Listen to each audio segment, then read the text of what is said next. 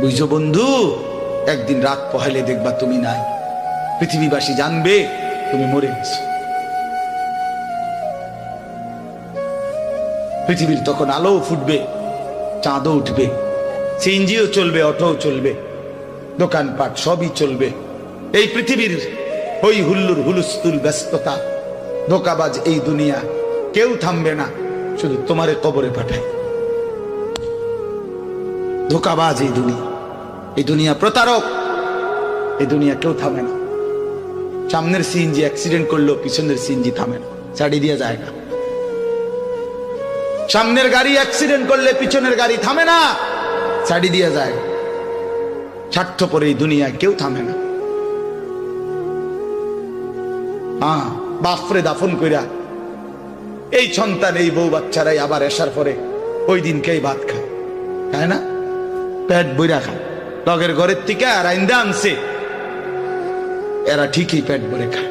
তো ওরা না কাঁদলো বিকালে, ওরা না দুপুরে কাঁদলো, কোন ভাত খায় খায়।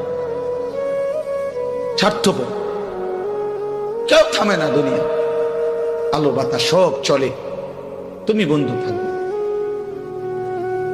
আল্লাহকুমুত তাকাসুর হাত্তা যুরতুমুল মাকাবির।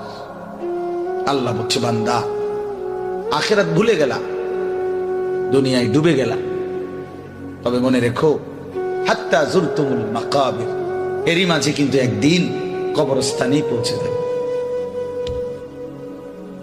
হ্যাঁ, কই পৌঁছে যাইবা? তোমরা কবরস্থান দেখো নাই ভাইয়া? কাল্লা সাউফা তা'লামুন। আল্লাহ বলে, কবরে আসলেই আমি বুঝাই দেব বান্দা আমার নাফরমানির শাস্তি কেমন।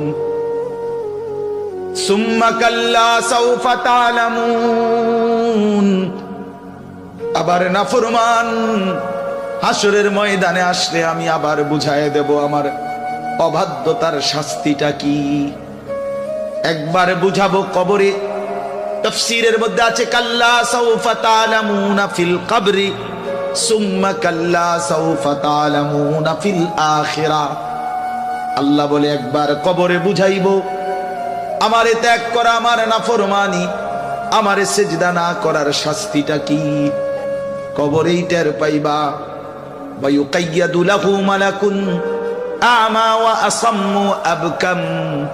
নবী বলেন, নাফরমানের কবরে এমন একজন ফেরেশতা পাঠানো হবে, যেই ফেরেশতা অন্ধ, বোবা, বধির, চোখেও দেখে না, কানে